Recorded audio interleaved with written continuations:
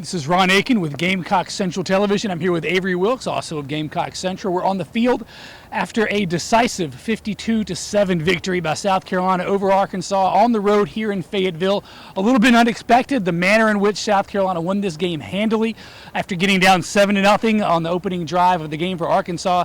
No more points, and 52 on the half of on the side of the Gamecocks. It's an outstanding victory, and one that really they dominated almost every phase of the game, minus some special teams mistakes.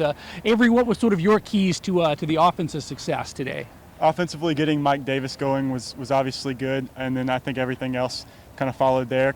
Sean Carson actually had a good game, but getting Mike Davis over the century mark seems to be the key to winning this year, and he did well. Connor Shaw also did well, but I think everything's sort of predicated by the run today.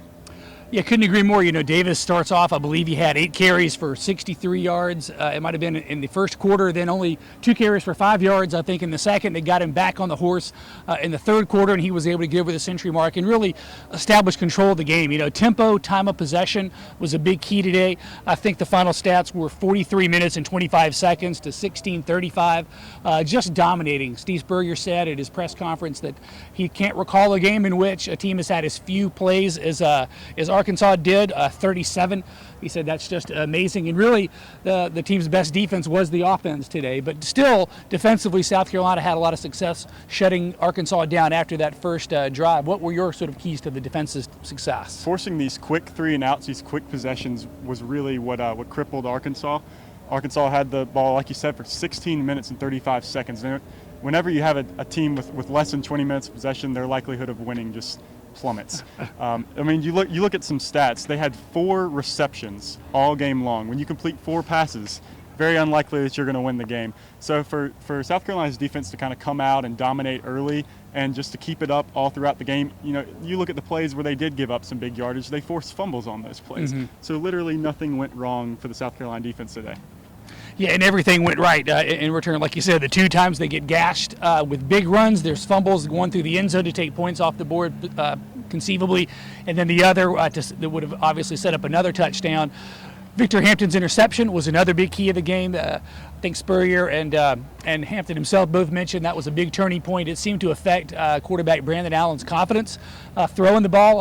I didn't realize they had only had 4 completions in the game. That's just crazy. And one of them was to South Carolina. So really almost everything that could go right went right for South Carolina. Their defensive front was active and performed well. Clowney, J.T. Surratt had a good game chasing the ball carrier.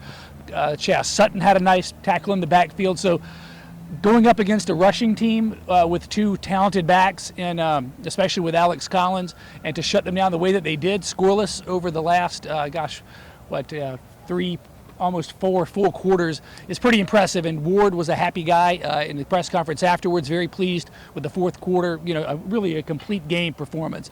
But overall, it's a solid, outstanding win. There's really hard to find any fault with it. Avery, kind of final takeaways from this 52-7 victory?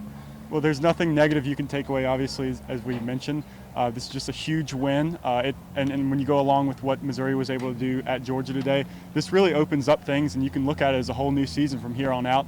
South Carolina sort of eliminated a lot of the lingering mistakes, you know, not playing defense in the second half.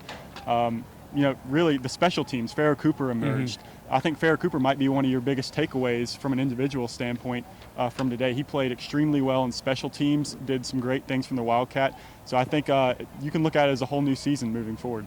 Yeah, a lot of confidence, especially to do this on the road with a big 3-game road stretch coming in. Again, Missouri did give the Gamecocks a lot of help there from a confidence standpoint. Of course, they'll be able to play the Missouri Tigers in Columbia, Missouri 2 weeks from today. But before then, we'll have a trip to Knoxville. But for now, it's 52-7 in Fayetteville for Gamecock Central Television. I'm Ron Aiken, and this is Avery Wilkes. Thank you so much for watching.